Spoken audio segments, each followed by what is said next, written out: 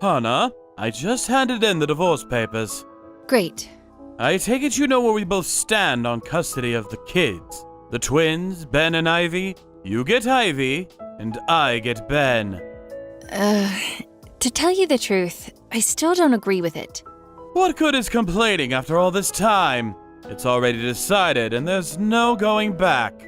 I know that, but I can't just look the other way when you call our daughter such horrible things. A brainless good-for-nothing? Really?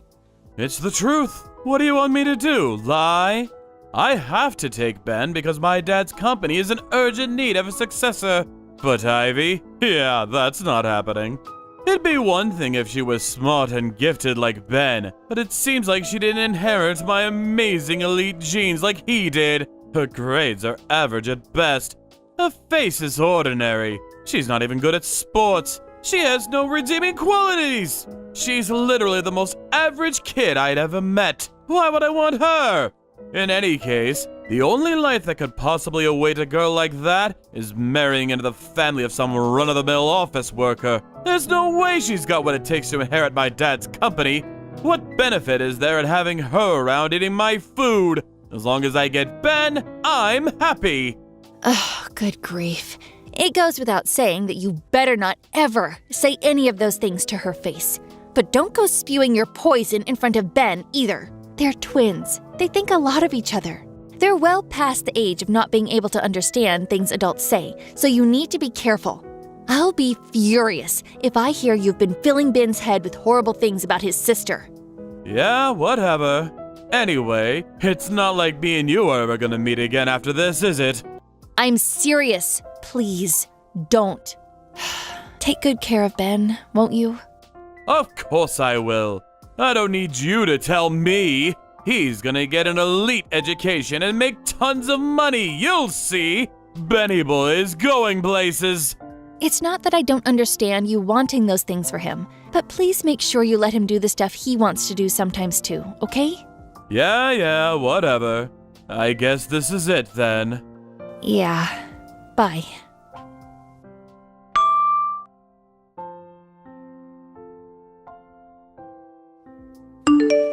Hey, Mom, is now a good time? Hey, Ivy. Sure, what's up? So I'm heading to the station near college right now. You'll never believe this, but my old dad is waiting by the ticket gate. What? What do you mean? My friend who went home before me sent me a message. Apparently he's going around the station asking every single young girl he sees, "Are you Ivy?" To anyone else, he probably just looks like a sex offender. What the? I carefully continued to the station to see whether it was actually him. And sure enough, of course he looks a little older than I remember him, but it's him. What the heck is that man playing at? Right? After all this time. He was dead set on only taking Ben back then too. He had no interest in me whatsoever. I remembered like it was yesterday, how he smugly declared, "I'm fine as long as I have Ben," while reclining on the sofa and chuckling to himself like a jackass. Oh, me too, sweetie.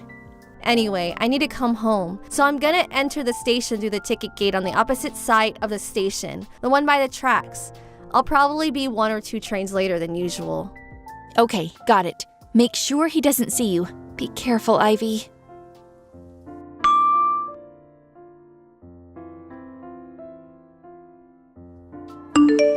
Hello, Hannah. It's been a while. It's me, Gary. We need to talk. We do? Yes, we do. So it's like this, see? About a week ago. You were lurking around the station like some creep trying to find Ivy? Huh? You know? I know. You were running around approaching every girl who looked like they might be under 25 asking if they were Ivy, weren't you? One of the girls you approached was Ivy's friend. Thankfully, she messaged her immediately with a warning to avoid the area. Oh, I see. So does that mean she went home a different way so I wouldn't find her? That's right. How could she? I went out of my way to try to find her. We could have finally been reunited. I'm her father, damn it! This makes no sense. Did you forget everything that happened back then? Huh?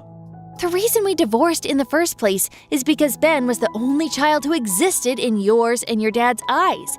On the rare occasion you actually acknowledged mine and Ivy's existences, you treated us like dirt. Your face practically lit up when I suggested divorce, and you had the papers signed and handed in before the day was up. You had no interest in having any part in Ivy's life, and you certainly weren't going to fight for custody of her. In spite of that, I suddenly hear you're running around the station, approaching every teenage girl you see like some kind of a sex pest in order to try and track down your estranged daughter? I'm struggling to understand here. Can you help me out a little? What choice did I have? I don't know where you guys live anymore.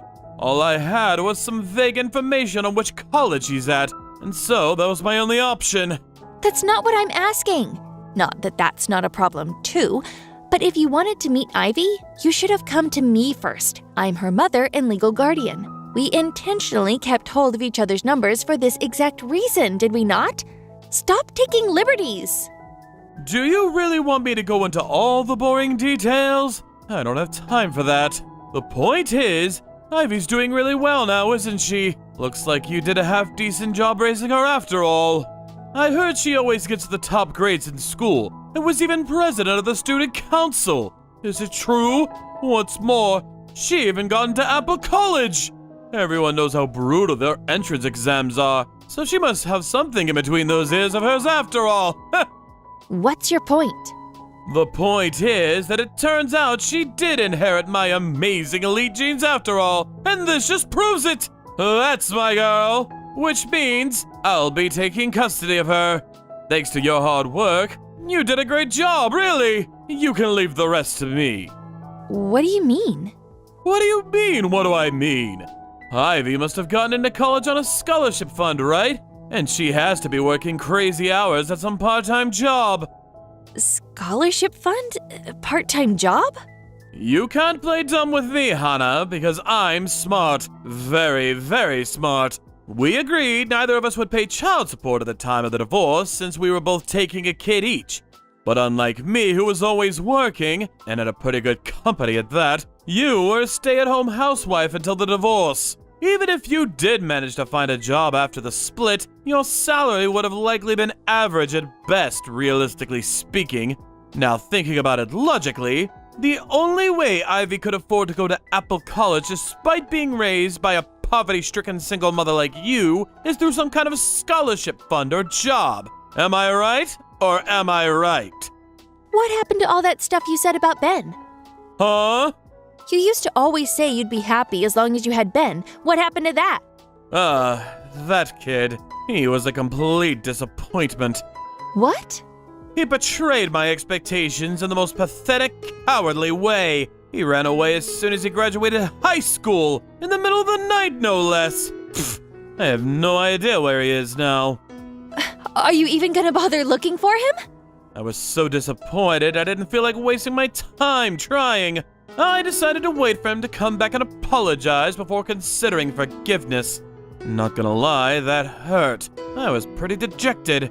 But right around the same time, I got word of what a high achiever Ivy was turning out to be. I thought it could only be fate, which is why I'm doing whatever I can to find her as quickly as I can.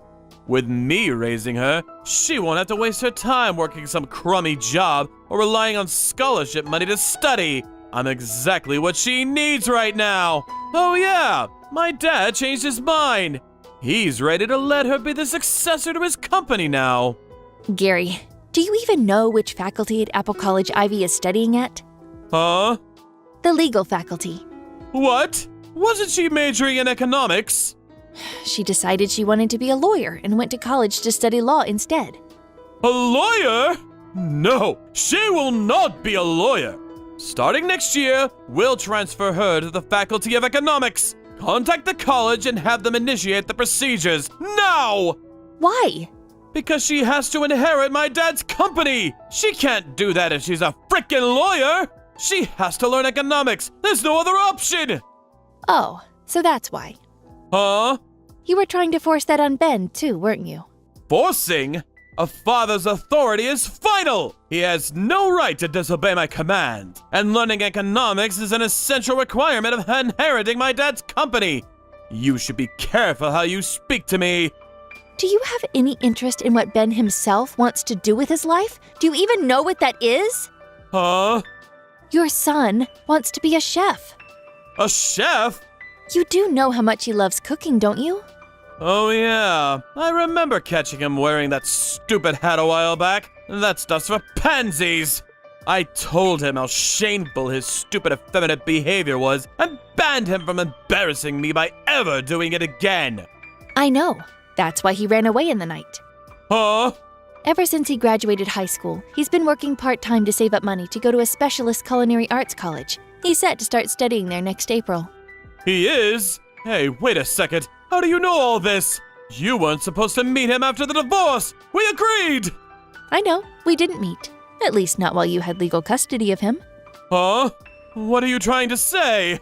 Don't tell me you forgot. Ben and Ivy both turned 20 the year before last. Huh? So what?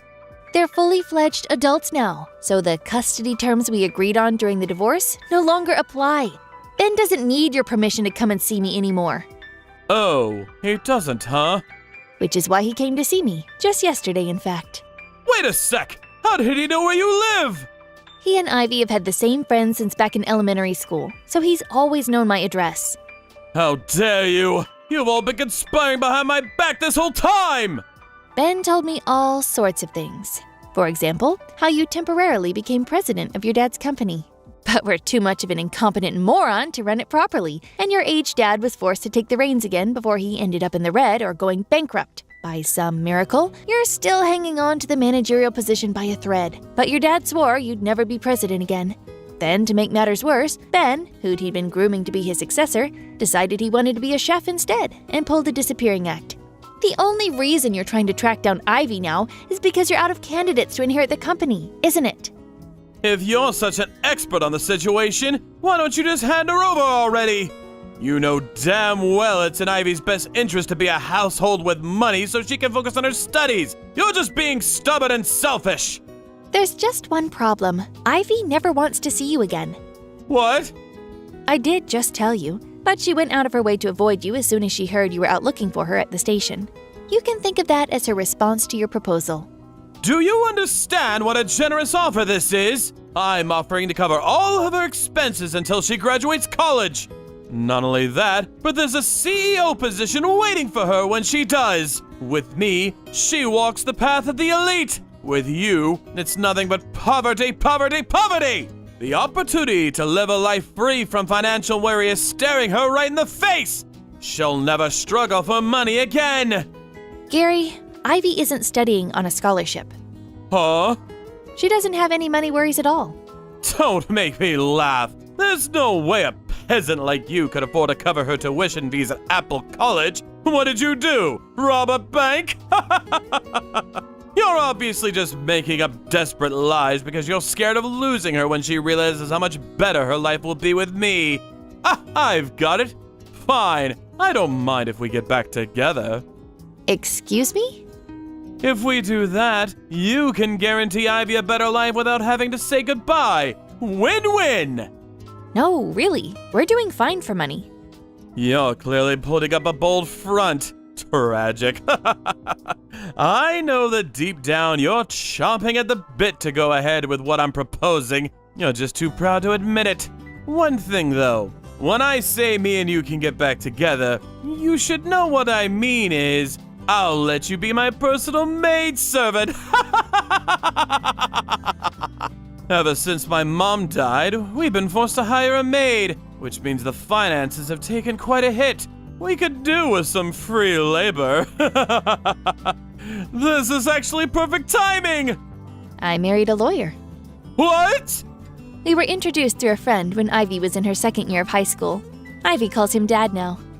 She does what now? How dare she, that traitor! It's thanks to his influence that she decided she wants to be a lawyer. Even so, I'm her dad and always will be!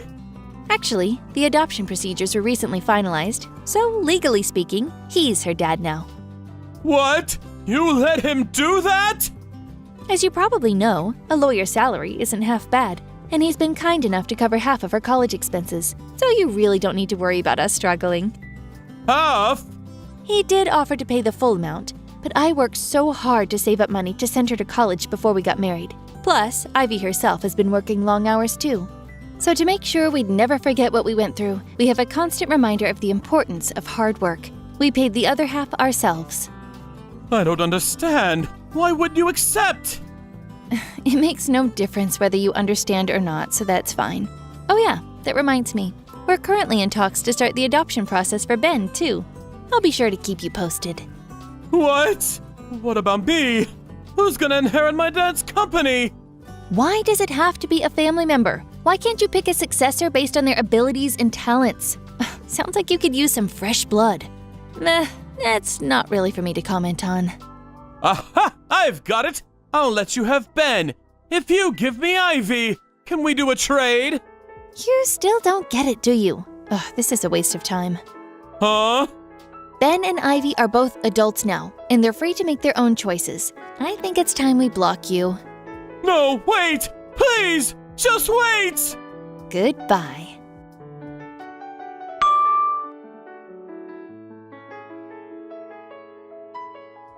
I heard through a friend a few days later. Apparently, Gary's dad told him that if he didn't come home with either Ben or Ivy to inherit the company, he'd lose his managerial position and be demoted to a regular employee. After I blocked him, he went on the offensive with Ivy. Once again, he was sighted approaching young girls at the station, but this time around, he was swiftly reported to the police and arrested. My husband, the lawyer, decided it was time to take action. He had a restraining order put out against Gary, banning him from ever coming near any of us again. A year later, Gary's dad's company went bankrupt. Apparently, word of one of the managers being arrested for harassing young women in public played a part in the stock price hitting an all-time low and the company's subsequent collapse. Both Gary and his dad worked like dogs to pay off the debt they took on in a desperate last-ditch attempt to save the sinking ship. They did manage to keep up with the repayments somehow or another, but due to the fact that neither of them knew how to do housework, their apartment turned into something resembling a bomb site stinking of rotten meat within a month of them moving in. Naturally, reports from the neighbors came in one after the other. Now, no one has any idea where they disappeared to after being handed the eviction notice. Thank you for watching. Please subscribe and hit the like button. See you next time.